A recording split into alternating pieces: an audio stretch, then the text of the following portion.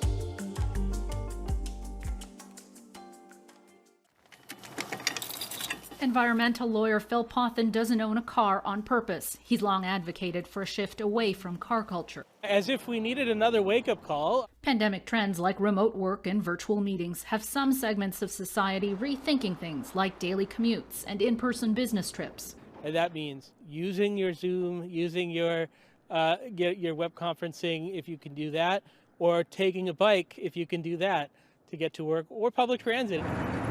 The crisis in Ukraine is also forcing a reevaluation of the world's reliance on Russia, the second largest gas producer and third largest oil producer. A critical step, according to this environmental activist.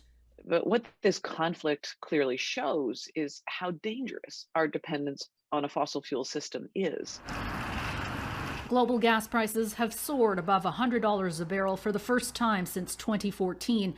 Tuesday, on the heels of the U.S. ban on Russian oil, Russia warned that a European ban on its fossil fuels could lead to an unpredictable price surge, and that oil at $300 a barrel or more could be in the making.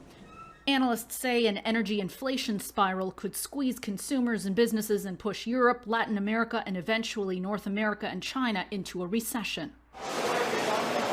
The Pembina Institute's Alberta Regional Director says Canada needs to urgently address what he calls the climate crisis or risk falling further behind in the global green shift. He says China has already made big moves on that front. The amount of renewable energy production that's happening there and electric vehicles is really dramatic. They're becoming a global leader in these technologies. Environmentalists say there's a strong moral and business case for moving away from fossil fuel dependence. Expanding our reliance on oil and gas increases our vulnerability.